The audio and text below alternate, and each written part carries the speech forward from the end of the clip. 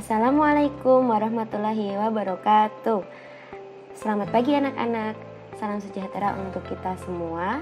Semoga selalu diberikan rahmat dan hidayah oleh Allah Subhanahu wa taala.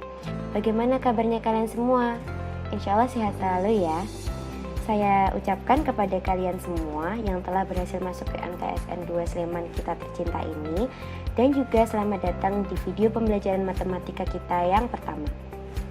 Sebelum mulai pembelajaran, saya akan memperkenalkan diri terlebih dahulu dan menyampaikan kontrak belajar kita untuk 1 semester ke depan. Ya, jadi perkenalkan, nama saya Farah Diba Balkis. Kalian bisa memanggil saya Bu Farah atau Bu Diba, itu terserah kalian. Dan saya di sini mengajar matematika di kelas 7. Nah, kemudian kontrak belajar kita selama 1 semester ke depan itu yang pertama, kalian wajib menonton atau membaca materi yang diberikan oleh saya dengan seksama dan keseluruhan. Jadi sebelum mengerjakan tugas atau merangkum materi, kalian diminta untuk menonton atau membaca terlebih dahulu. Jangan melewati tahap yang pertama ini ya. Kemudian yang kedua, mengerjakan semua tugas yang diberikan oleh saya melalui Google Form atau Classroom. Dan tugas yang saya berikan ini maksimalkan kerjakan sampai jam 9 malam. Jadi lewat setelah itu saya tidak menganggap kalian mengerjakan alias kalian tidak hadir dalam kelas saya.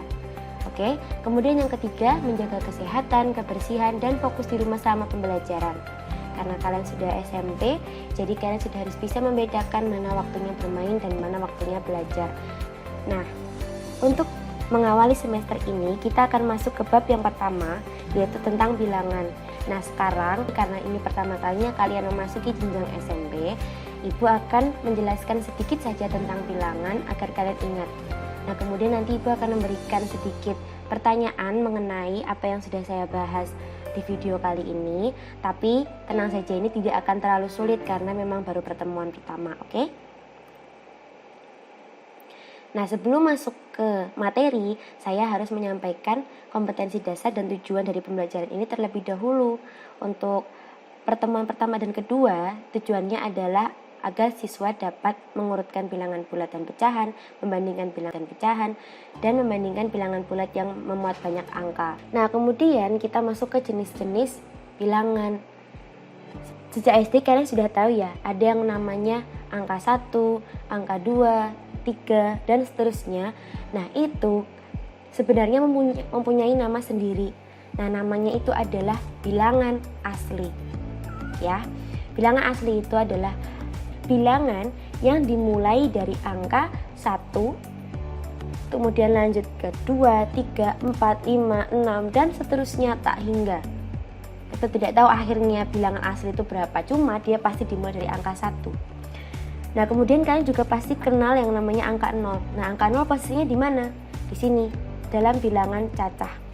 Jadi, bilangan cacah adalah bilangan yang mulai dari angka 0, lanjut ke 1, 2, 3, dan seterusnya tak hingga. Jadi sama kayak bilangan asli, hampir mirip, cuman bilangan cacah dimulai dari angka 0 dan bilangan asli dimulai dari angka 1. Oke? Jadi di dalam bilangan cacah ada bilangan asli. Nah, selanjutnya, kalian pasti juga pernah di SD dulu mengenal yang namanya bilangan negatif yang ada tanda minus-minusnya itu. Nah, jadi bilangan cacah jika ditambahkan dengan bilangan negatif itu akan menjadi bilangan bulat. Dan bilangan bulat itu berisikan negatif, mulai dari negatif tak hingga sampai ke negatif 1, 0, dan 1, 2, 3, 4. Jadi itu namanya semuanya bilangan bulat. Nah kemudian kalian pasti juga pernah kenal nih bilangan pecahan, bilangan desimal, dan akar pangkat. Udah sering kan mempelajari ini di sekolah dasar dulu? Nah, ini masuk ke mana? Ini masuk ke yang namanya bilangan rasional.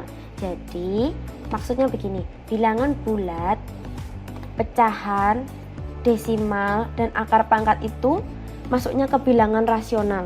Tapi, pecahan, desimal, dan akar pangkat yang masuk itu juga tertentu.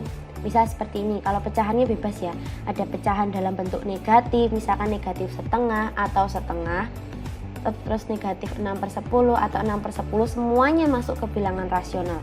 Tetapi khusus untuk desimal, dia yang masuk ke bilangan rasional itu hanya yang dia dapat dirubah menjadi bilangan pecahan. Bisa dipahami? Jadi kayak gini, kan 6/10 itu bentuk desimalnya 0,6 atau 0,6 itu bisa dibentuk menjadi 6/10 seperti itu. Pokoknya desimal yang ada di sini itu desimal yang bisa dibentuk dalam pecahan alias desimal sederhana.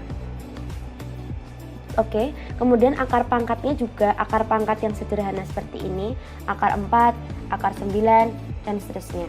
Nah, lanjut. Jadi selain bilangan rasional, kalian pasti juga pernah lihat nih 0,73228 dan seterusnya itu.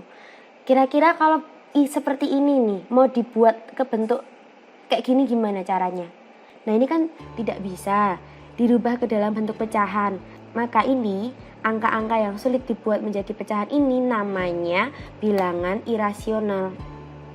Nah, bilangan irasional dan bilangan rasional itu masuk ke dalam jenis bilangan yang akan kita pelajari selama satu bab ke depan, yaitu bilangan real.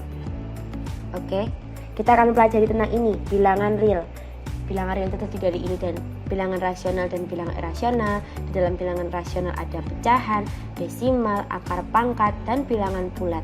Nah, untuk tambahan pengetahuan kalian saja, selain bilangan real atau bilangan nyata, kita juga mengenal yang namanya bilangan imajiner.